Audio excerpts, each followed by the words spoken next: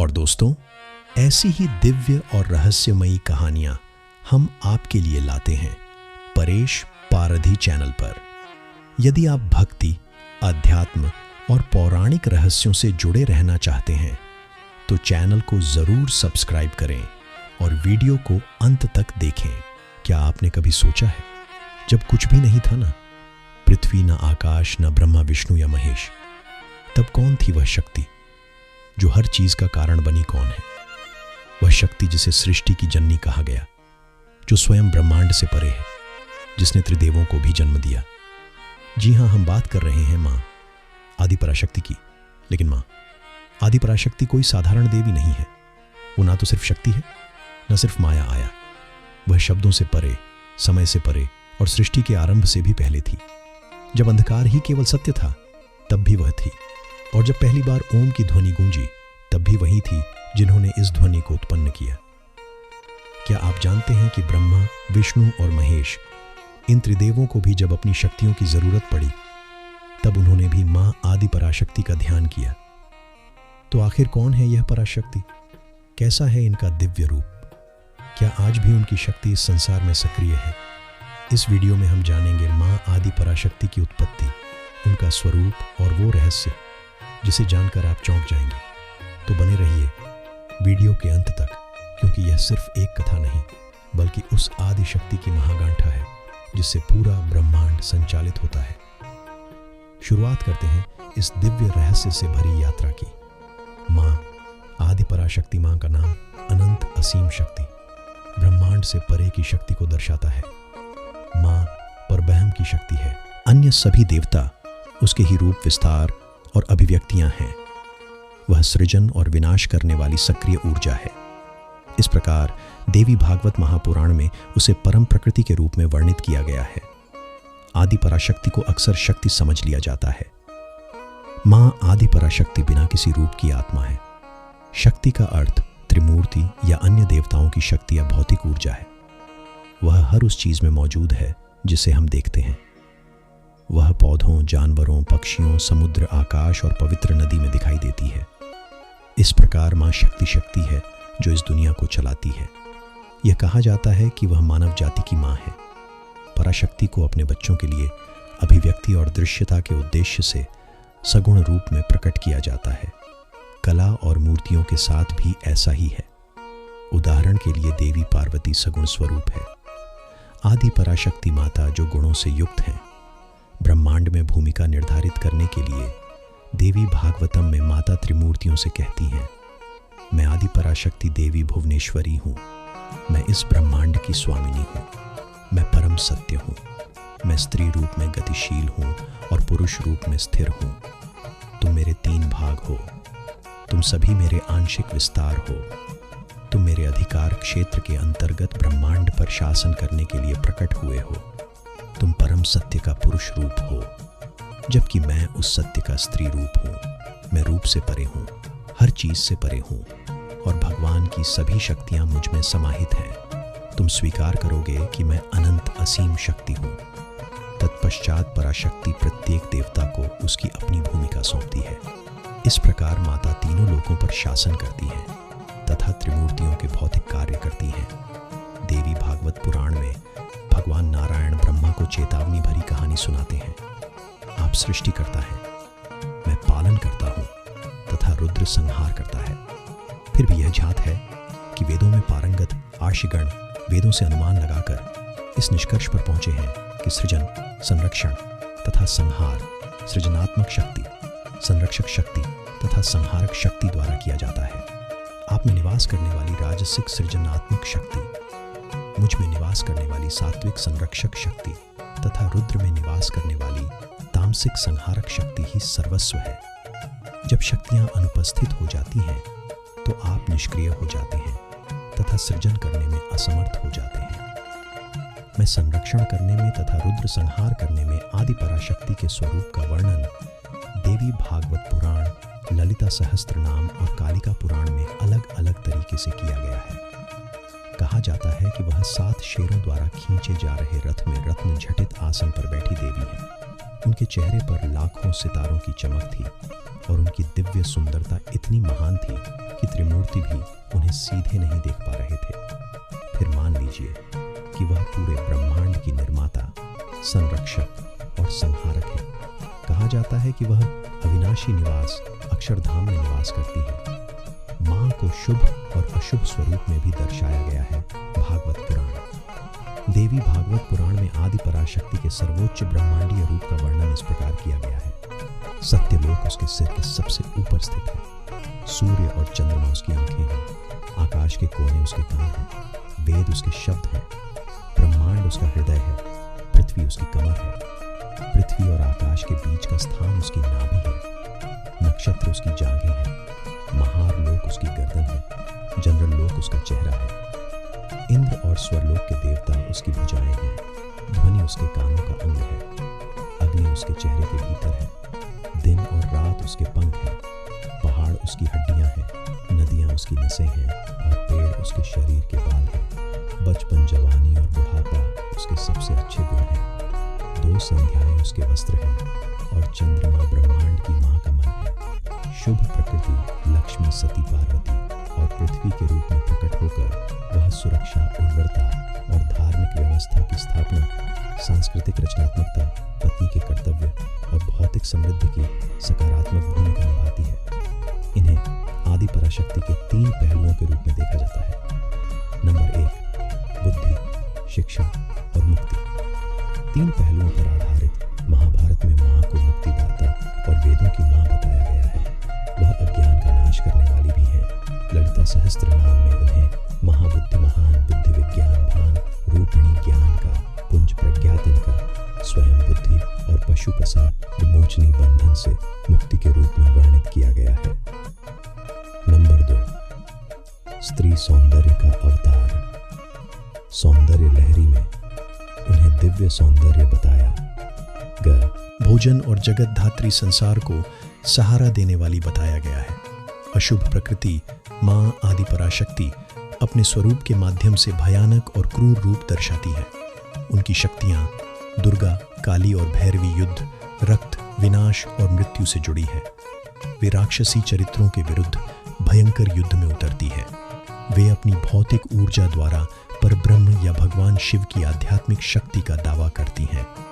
वे शांति और व्यवस्था बनाए रखती हैं।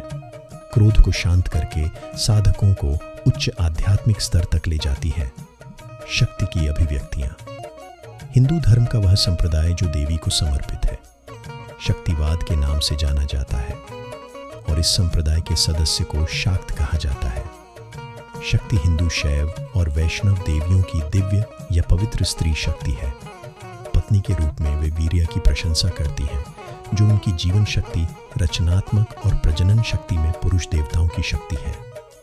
वीर्य वह अधिकार या ऊर्जा है जो शक्ति और ऊर्जा को नियंत्रित करती है, निर्देशित करती है, निर्माण करती है और उद्देश्य देती है। हालांकि शाकतम में देवियां पुरुष क्षेत्र के बाहर एक स्वतंत्र भूमिका निभाती हैं। उनका मानना है कि शक्ति को एक अमूर्त और सर्वव्यापी शक्ति माना जाता है। उदाहरण के लिए दुर्गा और काली को शिव के साथ नहीं दर्शाया गया है। सरस्वती, लक्ष्मी और पार्वती भी विभिन्न भूमिकाओं में स्वतंत्र हैं। वास्तव में वे दिव्य शक्ति खेल में समान भागीदार हैं। एक के बिना दूसरा निरर्थक देवत्व है। इसलिए यह शक्ति और केवल शक्ति ही है जो सभी रचनाओं के पीछे परम स्त्री शक्ति है। यह आदि पराशक्ति की अवधारणा है।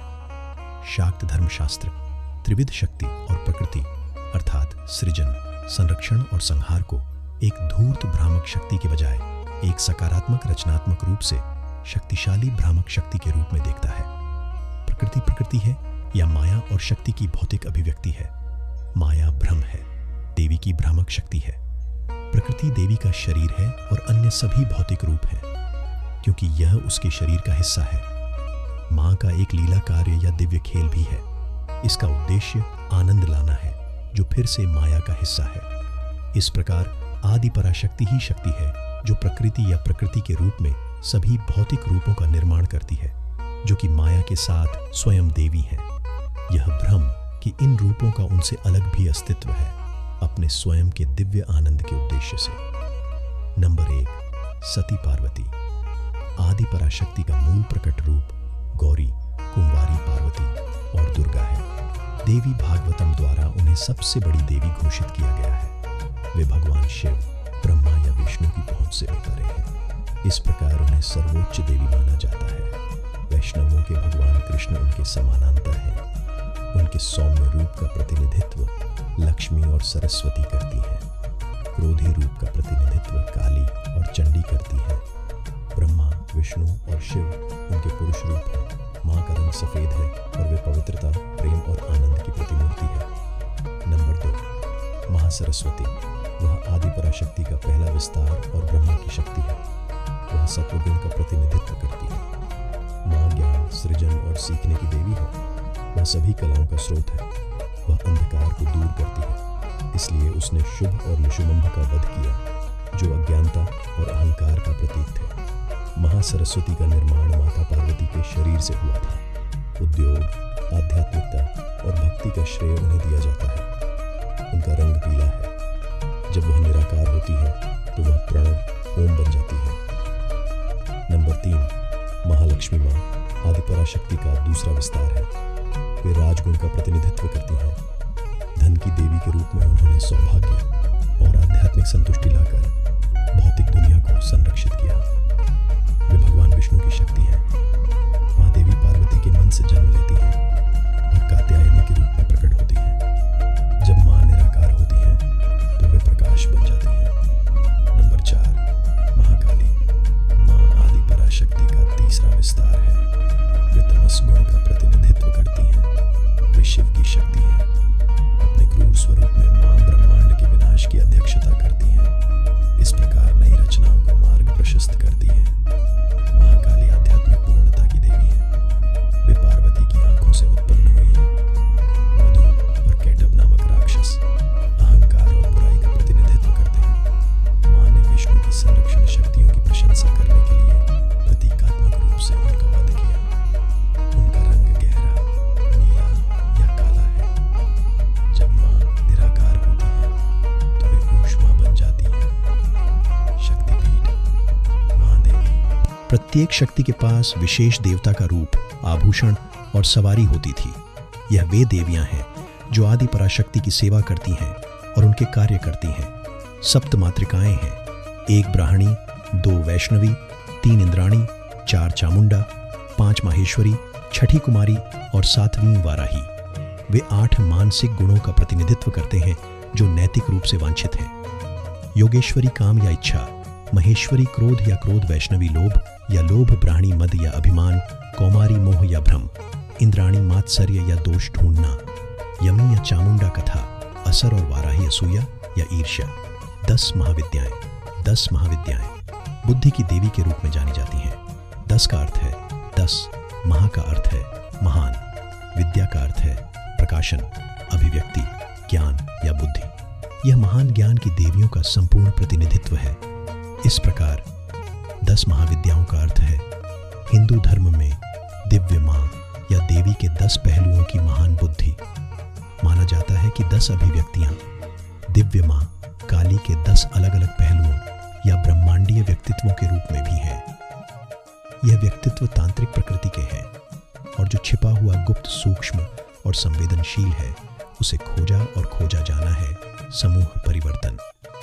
पार्वती, महासरस्वती, महालक्ष्मी और महाकाली के प्रमुख रूपों के अलावा आदि पराशक्ति भी कई रूप धारण करती है और समूहों में विभक्त हो जाती है। उनके कुछ रूप हैं शरण्या, सूर्यदेव की पत्नी रोहिणी, चंद्रदेव की प्रिय स्वाहा, अग्निदेव की पत्नी सच्ची दिव्य रानी, मनसा नाग देवी, जीवंतिका दिव्यदाई, वेदवती तपस्वी महिला सीता, समर्पित पत्नी रुक्मणी कृष्ण की रानी, राधा कृष्ण की प्रेमिका, रेवती बलराम की पत्नी, यमुना नदी देवी और गंगा स्वर्ग की नदी। तो दोस्तों, आपने जाना कि माँ आदि पराशक्ति केवल एक देवी नहीं है, वह संपूर्ण सृष्टि की ऊर्जा है। वह अदृश्य है लेकिन सर्वत्र है। वह माँ काली बनकर रक्षण करती है, माँ लक्ष्मी बनकर संपन्नता देती है और माँ सरस्वती बनकर हमें ज्ञान देती है। जब त्रिदेव भी असंभव हैं, तब भी माँ आदि पराशक्ति की कृपा से ही सब कुछ संभव होता है। उनकी आराधना मात्र से जीवन की नकारात्मक ऊर्जा समाप्त होती है और आत्मा दिव्यता की ओर अग्रसर होती है। आज के इस युग में जहां भ्रम, भय और अधर्म तेजी से बढ़ रहा है, वहां अगर कोई सच्चा मार्ग दिखा सकता है तो वो है मां आदि पराशक्ति की भक्ति। अगर आपने इस वीडियो को यहां तक देखा है तो यकीन मानिए आप पर मां की कृपा पहले से ही बरस रही है। अब समय है इस दिव्य ज्ञान को आगे बढ़ाने का। इस वीडियो को शेयर कीजिए, कमेंट में जय मां पराशक्ति लिखिए और आने वाली वीडियो में हम जानेंगे मां के अद्भुत अवतारों की कथाएं और उनके शक्तिशाली मंत्रों का रहस्य। चैनल को जरूर सब्सक्राइब करें ताकि आप मां की हर लीलाओं से जुड़े रहें। जय मां आदि पराशक्ति।